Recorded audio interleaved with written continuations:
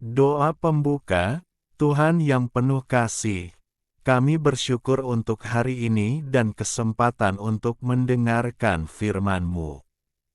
Bukalah hati dan pikiran kami, supaya kami dapat memahami kehendak-Mu. Tuntun kami agar firman-Mu boleh menjadi terang dalam hidup kami. Di dalam nama Tuhan kami berdoa. Amin. Renungan, Kejadian pukul 1:27. Maka Allah menciptakan manusia itu menurut gambarnya, menurut gambar Allah diciptakannya dia, laki-laki dan perempuan diciptakannya mereka.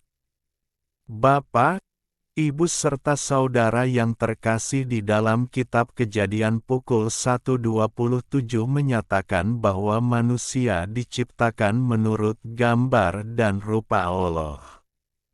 Ini adalah dasar teologis yang sangat penting, karena menunjukkan bahwa identitas manusia tidak berasal dari dunia, melainkan dari Sang Pencipta.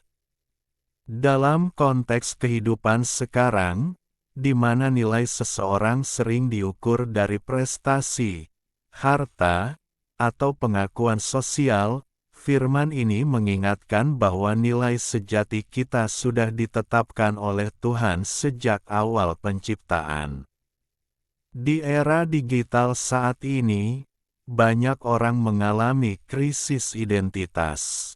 Media sosial sering menampilkan standar kehidupan yang tampak sempurna, sehingga tanpa sadar kita membandingkan diri dan merasa kurang. Namun, sebagai gambar Allah, kita dipanggil untuk melihat diri kita melalui kacamata iman. Kita bukan sekadar apa yang dunia katakan, tetapi siapa yang Tuhan katakan ciptaan yang berharga dan penuh tujuan. Lebih dari itu, menjadi gambar Allah berarti kita memiliki tanggung jawab untuk mencerminkan karakternya. Dalam kehidupan sehari-hari, ini terlihat dari bagaimana kita bersikap, mengasihi orang lain, berlaku adil, berkata jujur, dan hidup dalam kebenaran. Dunia saat ini sangat membutuhkan pribadi-pribadi yang memancarkan nilai-nilai ilahi di tengah budaya yang sering kali individualistis dan penuh persaingan. Namun, realitas dosa membuat gambar Allah dalam diri manusia menjadi rusak. Kita sering gagal mencerminkan kasih dan kebenaran Tuhan. Ego, iri hati, dan kesombongan masih menguasai hati manusia. Karena itu, kita membutuhkan pembaharuan yang terus-menerus dari Tuhan agar hidup kita dipulihkan dan semakin serupa dengan kehendak-Nya. Proses pemulihan ini tidak terjadi secara instan. Dibutuhkan hubungan yang dekat dengan Tuhan melalui doa, firman, dan ketaatan.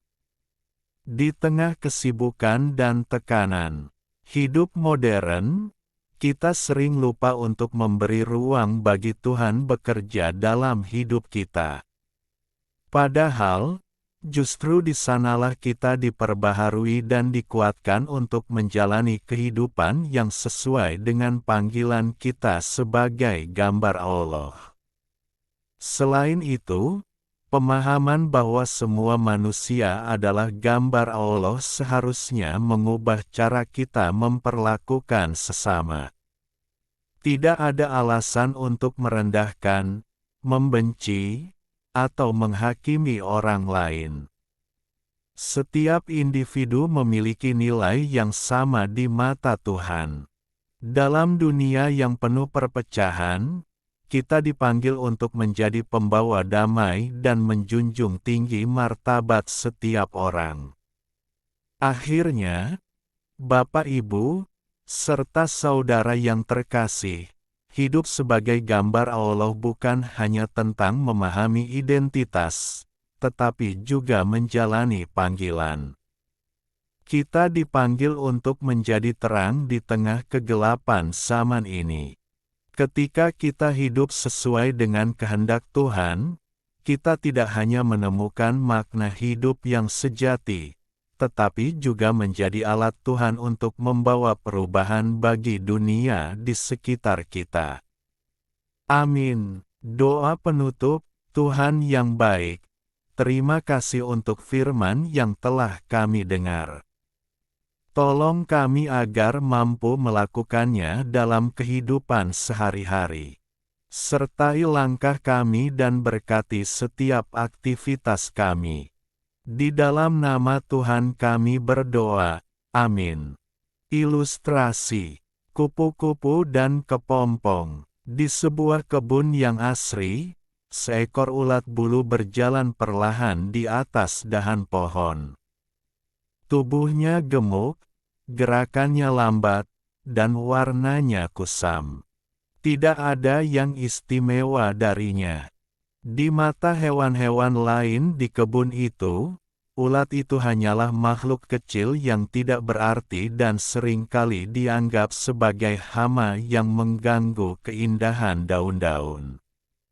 Suatu hari, ulat itu berhenti makan. Ia mulai memintal benang sutra dari tubuhnya sendiri, membungkus perlahan seluruh dirinya dari ujung kepala hingga ujung kaki. Ia menciptakan sebuah kantung kecil yang keras dan gelap, yang kemudian menempel erat pada dahan. Ulat itu menghilang sepenuhnya di dalam kegelapan kepompong tersebut. Hewan-hewan lain yang lewat hanya menatap kepompong itu dengan tatapan kasihan. Sungguh malang, kata seekor kumbang. Ia telah mengurung dirinya sendiri dalam kegelapan. Hidupnya sudah berakhir dalam kebosanan dan kesunyian. Bagi mereka, kepompong itu adalah sebuah peti mati kecil, tempat di mana seekor ulat bulu yang malang akan membusuk dan dilupakan selamanya. Namun, di dalam kegelapan total itu, sebuah proses ajaib sedang berlangsung. Tubuh ulat yang gemuk itu tidak membusuk, melainkan perlahan-lahan hancur dan menyatu kembali menjadi bentuk yang sama sekali baru. Kehancuran itu bukanlah akhir, melainkan sebuah transformasi yang tuntas. Setelah berhari-hari dalam kesunyian, kepompong itu mulai bergetar. Sebuah retakan kecil muncul di ujungnya. Perlahan tapi pasti, dari dalam kegelapan itu, muncul dua buah sayap yang indah dengan corak warna-warni yang memukau. Kupu-kupu itu keluar dari kungkungan kepompongnya, membentangkan sayapnya di bawah sinar matahari pagi, dan terbang tinggi ke angkasa. Kehidupan lamanya sebagai ulat yang kusam telah berakhir, digantikan oleh kehidupan baru yang penuh keindahan dan kebebasan. Kebangkitan Kristus adalah pernyataan bahwa kematian bukanlah akhir dari segala sesuatu, melainkan sebuah pintu menuju kehidupan yang jauh lebih mulia. Seringkali dunia melihat penderitaan, kegagalan, atau kehancuran yang kita alami sebagai titik akhir dari perjalanan kita. Kita mungkin merasa terkurung dalam kegelapan, kepompong, masalah, keputusasaan, atau dosa yang seolah-olah mematikan harapan dan masa depan kita. Namun, kuasa kebangkitan mengajarkan kita bahwa Tuhan mampu mengubah setiap kepompong, kematian menjadi tempat lahirnya kehidupan yang baru. Kehancuran yang kita alami bukanlah sebuah kegagalan total, melainkan sebuah proses transformasi yang sedang Ia kerjakan untuk memunculkan keindahan dan kemuliaan yang belum pernah terbayangkan sebelumnya. Mari kita menjalani hidup dengan keyakinan baru bahwa di dalam Kristus selalu ada harapan untuk bangkit kembali. Janganlah takut pada kegelapan, proses yang mungkin sedang kamu hadapi saat ini.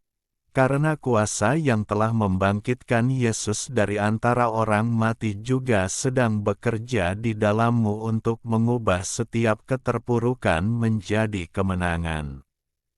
Tetapi barang siapa kehilangan nyawanya karena aku, ia akan memperolehnya. Matius pukul 16:25b.